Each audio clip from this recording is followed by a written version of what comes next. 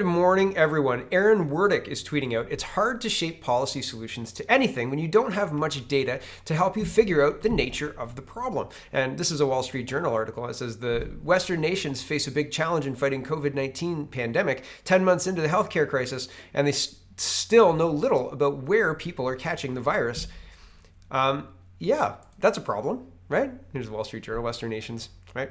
I'm not going to read the article, but you can. The link's in the description. Here is BC. It says, Premier calls for restrictions on non-essential travel in Canada. This is Brian Ari. Says, without the feds restricting international and even interprovincial travel, how effective will these restrictions be? Here is a little bit more on this, right? Here's Check Watch Local, checknews.ca. They say, Horgan says non-essential travel in BC prohibited for 2 weeks, no provincial order issued. Now, we have a charter right in Canada to freely move between provinces and in provinces. It says, if you're planning a road trip to another part of British Columbia in the next couple of weeks, you might want to cancel those plans. BC Premier John Horgan announced during an address on Wednesday morning that non-essential travel within BC will be prohibited within 2 weeks.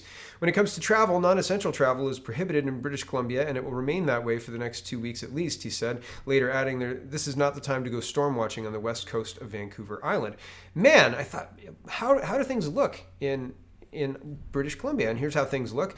There are 58 admitted to the ICU, 320 deaths, but that's over the period of time. It wasn't like yesterday there were 320 deaths. There's a lot of cases, but I want to show you, when you click into these things here, you can see how many people are in the hospital. Total active cases, 1,000 active cases. And if you scroll down here, currently hospitalized, 2, right? See? Total COVID-19 cases, 1,044 active, 209. Oh, sorry, not 1,000 active cases. Sorry. I'm glad that I went to look back at that. 209 active cases. So out of 209 active cases, that would result, or is resulting, the reality of this situation, if you were to map it, is 200 active cases, 2 people in the hospital. Okay? 1 in the ICU. That's here. Here's Vancouver, coastal region, I guess, and a similar situation is happening. There's 1,000 active cases here, and out of 1,000 active cases, 59 are hospitalized, 15 in the ICU. Right? So I'm thinking this is maybe an overreaction. 5,000 active cases, 153 deaths, 138 hospitalized. Does their hospital system not have the capacity to deal with that? It's very concerning, because basic charter rights are no joke, and I don't know if there's an emergency order currently underway in British Columbia, but can you just, without a provincial order, can you just through a press conference casually cancel all travel? Sorry, you can't go anywhere. Papers, please. Right? And no, I'm not going to make a provincial order on it because whatever. Could you challenge this? I don't know. Can you challenge it on charter rights? Can you do it with or without a lawyer? How much does it cost, right? Like, these are questions that bear questioning. And is it worth it, right? Like, this is a rigged system. Clearly, this is a rigged system. They don't care that they're breaking the law. They don't care that, I'm going to get to the mask thing in just a minute. There was a big study released recently, but they don't care what the numbers are. They're lockstep. They're right in lockstep, I think, is what's going on. Paul Hinman says, Alberta's Chief Medical Officer of Health has asked police across the province of Alberta to enforce the additional measures. Jay Kenney said the police would not be used to crack down on Albertans during this 2 weeks of increased restrictions. Lying again, Jason? Alberta's top doctor asks police to support enforcing COVID-19 restrictions and additional measures put in place to stop the spread or slow the spread of COVID-19. Lockdowns don't work. Lockdowns hurt. Here's the Yukon. Yukon imposes new COVID-19 travel restrictions, travel rules, right? Here's other people asking, how many are in ICU versus cases? People wake up. It's never going to be safe enough to open. They're never going to let us open up. Here's Doug Ford. Doug Ford says he's looking at a lockdown for Toronto, Peel, and York for this Friday. He says recommendations will be coming to cabinet soon, so expect a lockdown, says Brian Lilly. Brian Lilly is a bit of controlled opposition, so if he's saying it, I'd listen. He's got some people on the inside. Here's the Ontario cases. The problem with this is there just isn't very many deaths, and this is all of Ontario. And here's the cases, right? So the cases are scary. 1,200 cases. 1,200 cases are resulting in somewhere in the area of 32 deaths, or 12 deaths, or 10 deaths. Now, these 32 deaths are being reported today, but they may not have happened in the last 24 hours. Oftentimes, you'll get big chunks of new numbers, and then they say, well, out of those, only 8 died in the past 24 hours, and of the 8, 6 were long-term care, blah, blah, blah. And and then they'll go into where the others came from, and often they don't know where the other, like there are deaths on there that happened in the last 14 days and they don't know where. And they're definitely COVID deaths. They're definitely COVID deaths, 100%. Now, somebody was telling me that if a cancer patient gets pneumonia and then dies shortly after the pneumonia, then it's pneumonia that's put on the cause of death. Fair point. Fair point. When pneumonia has disappeared and the flu's disappeared and COVID is the only thing, is that a legit death certificate? Like, I've just got I'm skeptical, right? And maybe I'm wrong. There's every chance that I'm wrong. So please do take what I say with a grain of salt. I am absolutely not the best authority on everything, right? I'm just telling you what's happening in the news and what I can see. And what I can see is there's absolutely no reason to be shutting businesses down. There's absolutely no reason to be shutting restaurants and bars, etc. down. One point I wanted to make. Saturday, Christine Elliott said 71 people died in long-term care over the last 7 days. So I calculated up how many people were in long-term care, or how many people died in the last 7 days. And don't worry about this. This was me fixing my form. I want to keep that though, so I'll just... So out of that 71 people, out of the 103, 71 were from long-term care. So when you've got 70%, so 30 people, 33, 32 people died outside of long-term care, how can you then say we've got to lock down, right? Lockstep. Here's Manitoba. True North is reporting the Manitoba government has hired private security to enforce its lockdown measures. Meanwhile, PEI has enforced mandatory masks despite having only 3 active cases. I said the other day, it doesn't matter how many cases you have. It doesn't matter. They don't care. They're doing it anyway. I wonder why. I don't wonder why. Like, I'm not telling you, go look up these things, right? Lockstep is an interesting theory. There's a lot of things that are happening here that are completely anti-science, and I'll show you they're anti-science. Here's a human rights complaint filed against Calgary Bar after a person refusing to wear a mask denied entry. I'm not going to get too deep into this. There is every reason to not wear a mask for PTSD and all sorts of other legitimate non-physically medical reasons. And so this person had PTSD and didn't want to wear a mask, and now they're filing a complaint against this Calgary bar. And somebody sent to me the other day a temperature reader in the atrium of a bar. I have the video. Hold on, I'll see if I can get it. I use a different thing than I use for Messenger. Like I use a different browser than I use for Messenger. So bringing it over here is okay. Hold on a second. Well, I went looking for it, and it wasn't in the chat that I thought it was in, so I'm not going to show it right now. But there was a video of a temperature scanner in a bar to gain entry. Like, your temperature is okay, and then the door unlocks. Scary. Here is the study I was teasing. A massive Danish study on mask usage found no statistically significant difference in coronavirus infection rates between mask wearers and non-mask wearers. In fact, according to the data, mask usage may actually increase likelihood of infection by like a percent. Long-awaited Danish RTC on mask effectiveness was published today. First ever randomized controlled trial for masks in the general population. 6,000 participants, 5,000 completed the study. Result, the difference observed was not statistically significant. Between groups of the difference between group difference was 0.3 percentage points, 95%. In plain language, masks don't work. Any benefit is too small to detect. This is the 15th RTC, same result. 15th controlled study. Here's the Spectator's article on this. Landmark Danish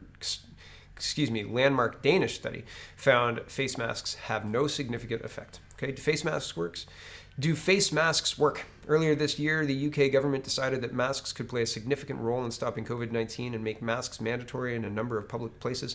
But are those policies backed by the scientific evidence? Yesterday marked the publication of a long-delayed trial in Denmark, which hopes to answer the very question. The DanMask 19 trial was conducted in the spring with over 3,000 participants, 5,000, when the public were not being told to wear masks, but other public health measures were in place. Unlike other studies looking at masks, the DanMask study was randomized controlled trial, making it the highest quality scientific evidence. Around half of those in the trial received 50 disposable surgical face masks, which they were told to change after 8 hours of use. After 1 month, the trial participants were tested using both PCR antibody and lateral flow tests, and compared with the trial participants who did not wear a mask. In the end, there was no statistically significant difference between those who wore masks and those who did not when it came to being infected by COVID-19. 1.8% of those wearing masks caught COVID, compared to 2.1% of the control group. As a result, it seems that any effect masks have on preventing the spread of the disease in the community is small. Yeah. Yep. So what are we going to do about it? Are we going to change our policy? Follow the science? Absolutely not. Oh, really? Honestly, come on, right? Like, this isn't safe or healthy. This doesn't help anyone. This isn't helpful. Just awful. Just awful. For anybody listening, that was a picture of two elderly people kissing between a plastic sheet and two masks, and he's got his arms covered and she's got her arms covered and blah, blah, blah. It's just awful. Just awful. Here's a charter right claim. Section 7 is the right to life, liberty, and security of the person. And it says, everyone has the right to life, liberty, and the security of the person, and the right to not be deprived thereof, except in accordance with the principles of fundamental justice. I don't know what that means, fundamental justice. Oh, principle of fundamental justice is a legal principle that is fundamental to the way in which the legal system ought fairly to operate, and 3, must be identified with sufficient precision to yield a manageable standard against which to measure deprivation of life, liberty, or security of the person. So a way to measure, a metric to measure it. So examples of rights protected in the criminal context include the right to remain silent, the right against self-incrimination, the right to disclose of the prosecution's case, disclosure of the prosecution's case. Examples of rights protected in non-criminal context include the right to control one's body and the prohibition against deportation to death or torture. So the control of one's body, right? And I've talked about this before. This is a life or death situation for lots of people, for people to exercise control of one's body, and that's accepted. But having control over one's body in a masking situation, and that's prohibited these days, right? And I think that that's against not just the charter. I think that that's against the charter. I think that that infringes on your ability to have control over your body, to have these mandatory mask mandates. And I don't think that a store or a municipality is able to supersede the charter rights. I don't. And I don't think that a store can create policies that go against the Ontario Human Rights Code. So here's the Ontario Human Rights Code. Protected grounds are, and I think the one that fits here is disability.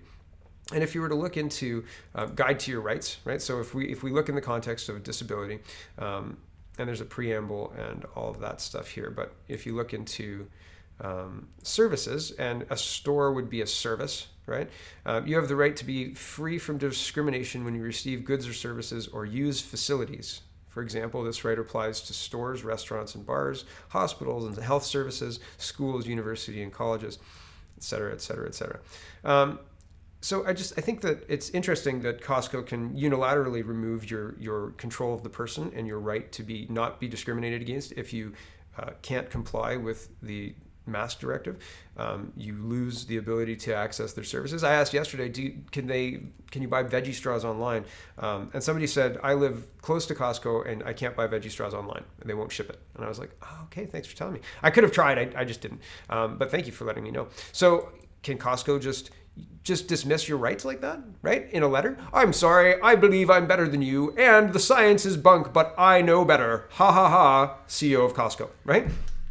Sorry, I just don't see it. I just don't see it. Rex Murphy says, governments have caused us to lose faith in our pandemic response. Yep. Yeah, I have zero faith in these floundering idiots, from municipal all the way up to floundering idiot himself, Justin Trudeau, right? The clown prince of idiocy.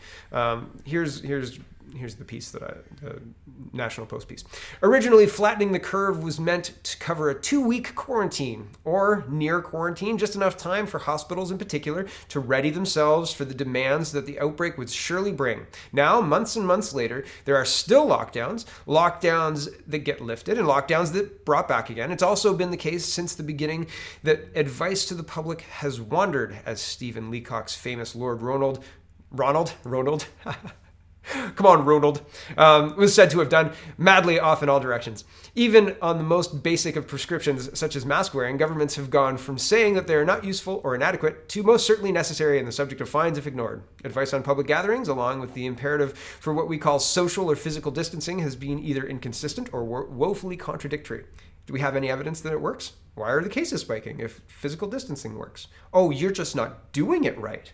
Just like all those failed attempts at communism. They just weren't doing it right. We're going to do it right. You racists, stay in your homes, you biohazard Back to this. The most blatant twist comes with the parlous matter of public gatherings. On the personal or domestic level, it is urgent, all are told, to limit the numbers and keep within a family or a close social group. However, when whole multitudes of people not related to each other emerge to answer the summoning trumpets of social justice and congregate on public streets in the thousands, or cordon off whole blocks of cities and work ritual mayhem, it is tacitly overlooked. Some health professionals even try to justify the protests. It's a right. Racism is a pandemic too. Bullshit. Liars. They're the racists and they're liars. Back to this. An eerie letter from the University of Washington's Division of Allergy and Infectious Diseases with over 1,000 signatures attached criticized those who protest against the lockdowns, but did not condemn Black Lives Matter protests as risky for COVID-19 transmission, because we support them as vital to the national public health and to the threatened health specifically of Black people in the United States. Why would you support them? If the virus was as bad and as virulent as you say it is, as contagious as you say it is, then wouldn't encouraging large groups of Black people to get together be really racist and bad? Like, not even if you're saying, well, we're encouraging it because you have a voice and blah blah blah, but even like if it's as bad as you say it is, isn't that a really bad idea? Like, it just seems really like, if a whole bunch of Black people started dying from the protests, and I don't believe that that's happened, or a bunch of people who are not Black but who supported Black people during the Black Lives Matter protests started dying, would these people who encouraged these protests bear any responsibility? Have any responsibility? Nothing like that happened, however. All that happened was the people who are protesting the lockdowns are getting called COVIDiots or something to that effect, which is ridiculous and hilarious. And people who are protesting for social justice causes are said, oh, they're a vital part of the conversation and need to be allowed. I'll show you what's happening in Berlin. Crazy stuff. We're going to go international before the end of the show, but we're sticking with Canada for now. Very, very interesting stuff. We support them as vital to the national public health. Yeah, sure. Yet, however, some wish to view the cause at stake. The idea that the cause of a very large public gathering somehow exempts it from all the dangers that attend any other public gathering is ridiculous. It's ridiculous. Yes, thank you. We even had a quite peaceful protest here in Canada, which included large numbers of people, including our own Prime Minister wearing a mask and taking a knee, gathering together. Yet people strolling on a beach or playing a ball game in a park has been the subject of fines in many parts of the country. Other inconsistencies are almost as striking, such as what businesses count as essential. A small shop selling knickknacks is too risky, but a big box store selling the same items is perfectly fine. The inconsistencies, the varying advice, the poor examples set by some of our leaders, all of our leaders, the on-again, off-again opening and closings, the constant and sometimes contradictory decisions and revisions, and above all, the duration of this new regime have placed heavy burdens on the public. It seems very likely that Christmas itself will be canceled this year. I feel like that's a prep. I feel like this is, somehow work into your piece that Christmas might be canceled. I feel like that happened there. And I don't like that. Back to this, which is very far from the 2 weeks to flatten the curve message we received in the spring. Yeah, using it to make that point, yeah, still dicey. And they don't get to cancel Christmas, right? They don't get to cancel that. That is outside of the government's purview. That's outside the government's ability. Unless the communists come in and put the jackboot to our neck, and we're very close. Christmas will go on, but this is getting worse and worse. They were talking about closing the schools. They talked about it in the UK's circuit breaker lockdowns. Lockdowns don't work. If lockdowns work, why do we need a second one? Right? We flatten the curve. We've got the healthcare industry ramped up so you can deal with that whole one case of COVID-19 in the hospital. Right? In Guelph, we've got one, and they're saying, don't. All the spread is in visiting other people's houses. Don't visit other people's houses. Right? But there's absolutely there's nothing to back up the idea that lockdowns work. And so yesterday they were batting around, and I'd heard and decided to wait to hear what they were going to do. But I'd heard rumors that they were going to either extend the winter break or add like a week before and a week after or something like that to give a month off the holidays or something like that. I had no idea. Like, what is this going to do? You're going to go back. Like, the kids aren't. There hasn't been one problem in my kids' school. And the problems that have been happening in the wider board have been minimal at worst. I haven't even heard of many schools closing. I think maybe one closed for like a 3-day thing for cleaning or something like that, and that was early on. But this hasn't been a massive source of lockdowns. See earlier in the show when I said 71% of the deaths roughly 70% of the deaths were in long-term care, right? 30 people are dying outside of long-term care in the province. We're locking down for this. This is wild. Anyway, now they're not going to do that. So no school closures after Christmas holiday break, says Ontario Education Minister. Ontario elementary and secondary schools will not close for an extended winter break, says Minister Lecce. I think that's how you say it. Closures aren't needed to give Ontario's strong, safety protocols, low levels of COVID transmission, and safety within our schools, Lecce announced Wednesday afternoon. He said he has consulted with Chief Medical Officer of Health, David Williams, and the province's Public Health Measures Advisory Table. Now, he's being replaced in February, Williams. Not to say that I think he's done a good job up to this point. I don't. The science doesn't back up any of the stuff that we're seeing. He himself said that masks don't work early on and now changed his tune. Oh, the new science. Yeah, the new science is effed. The new science is a complete abomination of science. But anyway, who are they going to replace him with? And who's helped him along his way in the last couple of years? Does he know any Chinese people? Does he know BGY, BYG, whatever it is? Yeah, serious questions abound. Back to this. That ended speculation about the school buildings remaining closed in January for a period of time after the Christmas break. Earlier this week, Lecce told reporters the government was considering having students spend some period of class in January, perhaps switching to online learning. Not a chance. Sorry. Chaining your kids to a computer. Now, I do my work on a computer, and I like doing my work on a computer. But there are a lot of people who this would be an absolute hellscape for, right? Like this is not their idea of what they want to work in. A lot of people like to work with people. A lot of people like to work with their hands and make things. Fine, no problems, right? So sentencing a bunch of kids to no gym time, no socializing time, all you get to do is drills online, and you can see us on the computer, and maybe we'll record you for good measure. Yeah, no. Get effed, Mr. Lacey. This whole government has just been terribly disappointing. They can get. I'm not going to vote for these guys. I'm not going to vote for these idiots. Seriously. And if that means that Ontario is going to suffer a Liberal government or an NDP government, I don't give a shit. I don't care. These guys don't deserve my vote. Get bent. No way. Anyway, Dr. Kaur, and I've used her before. I've used her tweets and other information that she sends out, and this is interesting. She says, I've been viciously attacked since April for highlighting I don't know what she means, imp here, of T-cell immunity against SARS-CoV-2, despite 100 plus published COVID studies and 54 years of T-cell studies. Now the UK government study, people with higher levels of T-cell recognizing SARS-CoV-2 are protected from COVID-19.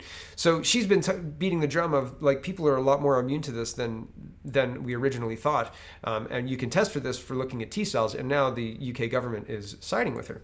And another COVID-19 little bit of story here. Ezra Levent says, obviously he wasn't even wearing a mask. The Daily Mail online is reporting a builder, 51, who died after falling from a 10-foot ladder was actually killed by coronavirus, doctors say. So that leads into or backs up my theory on where are those other 30 deaths coming from. And if you get a COVID test within 28 days, you're counted in those death numbers. So I would love the breakdowns of this. People giving me flack on this. I've seen the videos of the people in the States who found the names of all the dead people and then followed up with the families of those people and said, did your dad or mom or aunt or uncle or grandma or grandpa die of COVID-19? And all of them said no. All of them said no. So, I mean, skeptical. I don't know the truth, but I know that it looks like we're being lied to a lot. It looks like the science is saying something that is completely different than what is being propagated to us, right? Because it's propaganda.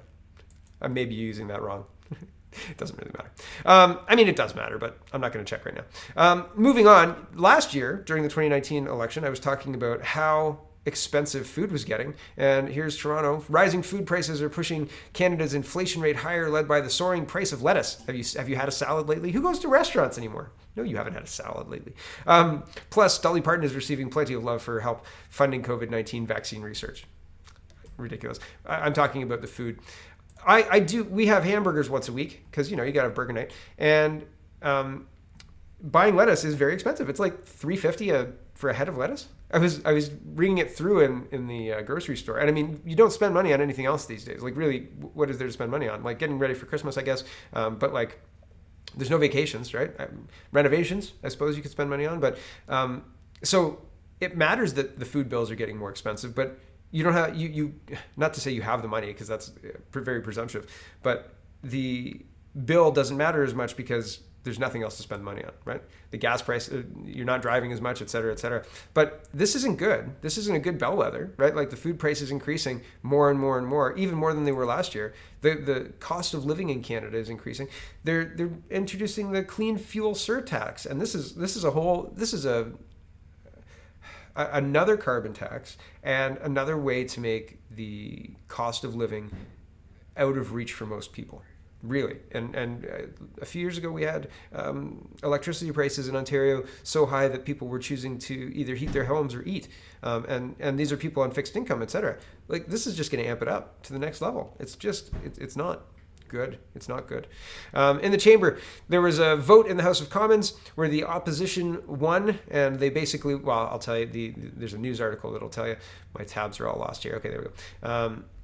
Parliament passes Conservative motion to demand government decision on Huawei and 5G. A united federal opposition has supported a Conservative motion to instill the Liberal government's the Liberals take a hard line against what it says are national security threats from China. The motion, sponsored by Conservative Foreign Affairs critic Michael Chong, passed Wednesday by 179 votes to 146 and calls on the government to decide within 30 days whether to allow China's Huawei technologies to supply equipment for Canada's next generation 5G wireless networks. It also calls on the government to table a plan within 30 days to deal with growing intimidation by China of Canadians within Canada's borders. I mean, how do you come up with these things in 30 days when it's your boss and your boss is telling you that he doesn't want you to come up with these things in 30 days? Justin Trudeau's hearing that and he doesn't know what to do, right? Maybe he'll threaten he'll maybe threaten another election, right?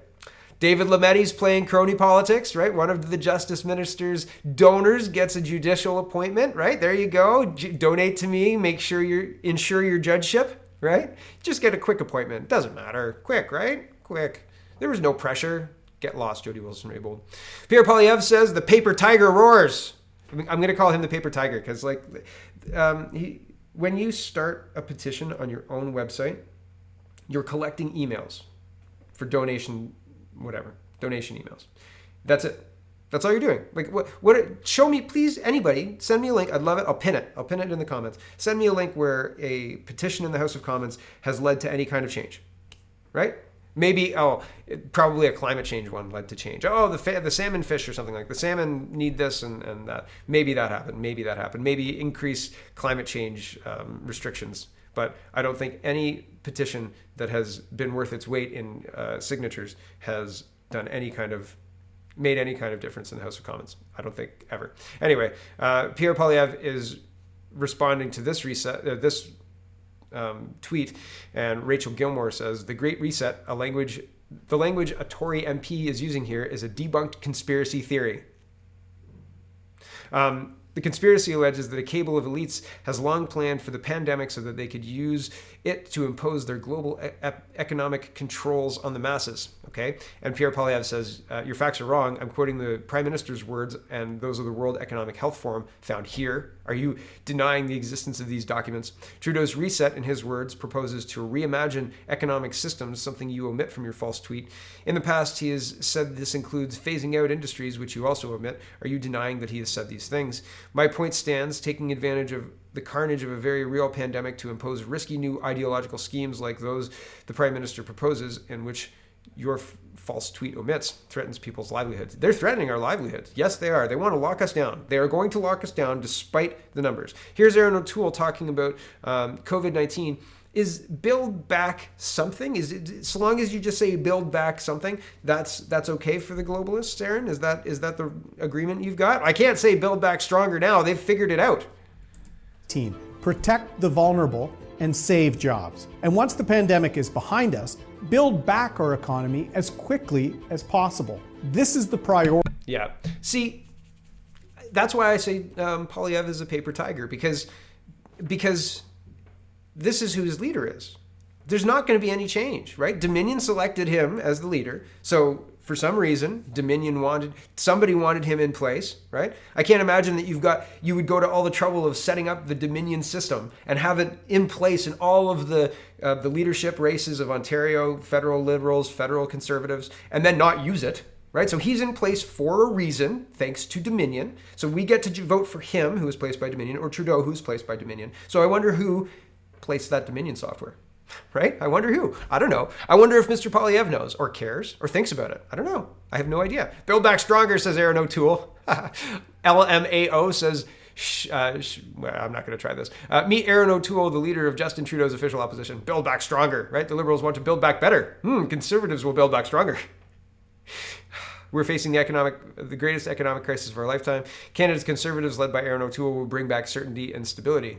For who? The Liberals' agenda is to launch a risky experiment with Canada's economy. The problem with this is it's mealy language. Like the language, it's not like we will repeal the face mask. We will make sure that your civil liberties are restored. We will make sure that we stop this hemorrhaging spending. You could pick like anything and talk about it, but instead you're like, we're going to do it. This is what Scheer did. We're going to do it better than they did it. We're going to do it better because they couldn't do it as good as we're going to do it. Like, unless you can back it up with something, again, skeptical pants. Right? Skeptical. A natural experiment was just performed on planet Earth. Oh, and just to go back to O'Toole, I don't trust him. Not a little tiny bit. Don't trust him. A natural experiment was just performed on planet Earth. Question, did the massive reduction in fossil fuels during COVID-19 affect the global atmospheric CO2 concentration? And the answer is no. As soon as the mask thing became a polarizing thing, and I could see clearly the science of masks was very clearly what this Danish study that was most recently published says, that masks don't do a whole lot. As soon as I understood that, and I understood it because I was calling for masks, like way back at the beginning of this, I was like, it has to help. I was wrong. And the more research I did into it, the more sinister it looked that they're mandating these masks. But the more sure I became that this whole global warming thing is just as much bullshit as the mask thing. Complete and utter garbage. And I'm not saying that the planet's not changing, but it's not man-driven. It's not human-driven. It's a cycle of some kind, like summer and winter, right? Like we're in a big soup of whatever the universe is, and we move just like the Earth moves, right? And we're in a warm period. Like, sure, maybe. I have no idea. I can't explain it, but I can tell you that humans are lying liars, and this is bunk. This is total bunk. The CO2 controls the dial of the planet. Come on. Show me one experiment where you can prove that. Put a box full of CO2 and then a box full of air and put a temperature thing in both boxes. Tell me which one's warmer. Come on. It's probably not the CO2 box, and not because of the CO2. Like, it's not increasing, the temperature is not being increased by the CO2. The day and night difference, right? Like the temperature wildly fluctuates, right? Between 12 noon and 12 a.m., right? Like it's a wild, crazy thing. Who could explain that? Oh no, it's going to happen again every day. Oh. Canada has set multiple goals for curbing emissions over the last 3 decades and has never met a single one. And the Liberals are going to introduce a roadmap to net zero. Liars. I was speculating, I'm long today, sorry about that. I was speculating the other day, like if Marwan Tabera gets convicted, then does he automatically lose his seat? If he gets convicted of 2 years or more, then he automatically loses his seat. There's a couple of different rules governing this, but it's very interesting. Here it is. Parliamentarians automatically lose their seat if they fall within the terms of this section. This has happened only once in 1946 after MP Fred Rose was convicted and sentenced to 6 years imprisonment. His House declared his seat vacant and ordered a new election. And this is section 750 of the Criminal Code, which applies to members both of the Senate and the House. Stipulates when a person is convicted of an indictable offense for which the person is sentenced to imprisonment for 2 years or more and holds at the time that person is convicted an office under the Crown or other public employment, the office or employment forthwith becomes vacant. So you will get fired if you're convicted of a criminal code or criminal offense over 2 years. And I think that there's something to manage the under 2 years as well. But there's all sorts of things that have to happen. So there is an answer. There is something that governs this. Going international now to finish. So thank you. Thank you very much for the person who shared the link. It was pinned, and I found that interesting reading. Like, I think that it's interesting, the potential of what's going to fall out from all this. Here's Berlin, Germany, and these are protesters protesting the Infection Protection Act. Remember the Patriot Act and all these For Your Safety Act? This is not for your safety. This is not good. This is not something that you want your government engaging in.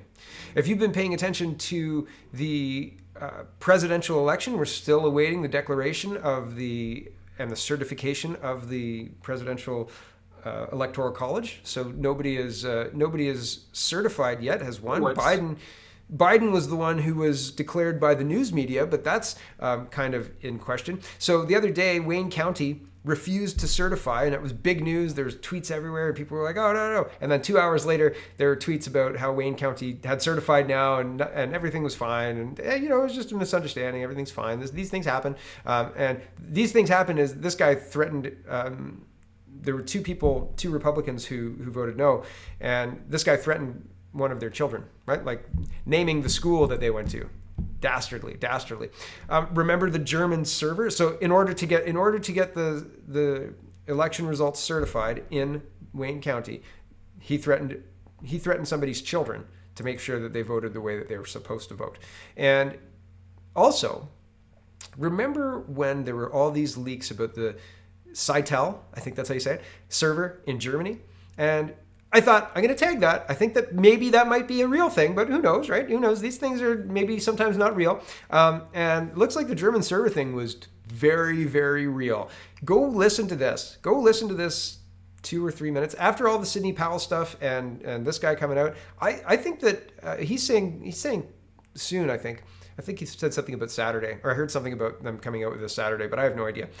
So that's speculation, the Saturday date. But he is talking about confirming the German server, confirming the different election results, confirming a very large win. There's a lot to this. So, man, I think that it's going to get interesting. It's going to get interesting before this is all done. I think it's going to get very interesting. I don't think that we're going to see Biden slink into the presidency. I really don't. There was maybe a 5-minute period there where I thought, like, oh my goodness, this is going to they're going to just let Biden go into the presidency. And I don't think that's going to happen. I don't think one way or the other. One way or the other. I don't think it's going to happen. Not with the stuff that I'm seeing coming out from all these legal teams. Legal teams saying this stuff is very different than pundits saying this stuff. Pundits saying this stuff means nothing. Legal teams saying this stuff means they can prove it, and that's something. Now we got to wait to watch them prove it. Okay, that's enough out of me. Thanks for watching, everybody. Check out CanadaPoly.com. Check out CanadaReport.co. Check out SpeakingMoistly.co. CanadaPoly.com is actually working again. So thank you for everybody for sticking with me. And we got through the forum upgrade together. My bad. I messed it up. Anyway, it doesn't really matter. It's back now, so I've still got some work to do. The logins aren't bridged. The bridge still isn't installed. I'm going to do that later today. It should work just fine, but if it doesn't, it'll work just fine. All right, thanks for watching, everybody. Check out CanadaPoly.com. I said all that. Have a wonderful, wonderful day.